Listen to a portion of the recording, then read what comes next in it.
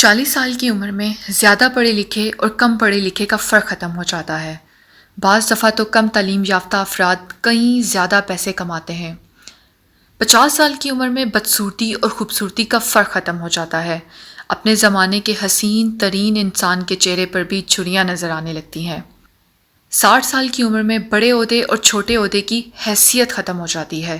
سر پھرے بیوروکریٹ کو ریٹائرمنٹ کے بعد دفتر کا چپراسی چوکیدار بھی سلام نہیں کرتا۔ 70 سال کی عمر میں چھوٹے گھر اور بڑے گھر کا فرق ختم ہو جاتا ہے۔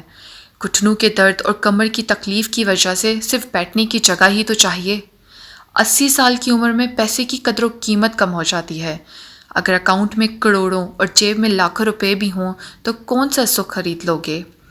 90 سال کی عمر میں سونا اور جاگنا ایک برابر ہو جاتا ہے۔ جاگ کر بھی کیا تیر مار لو گے؟ لہٰذا آج سے ہی اپنی زندگی کے ہر پل کو فکر آخرت کے لیے مخصوص کر دو اور ہر حال میں اللہ پاک کا شکر ادا کرتے رہو۔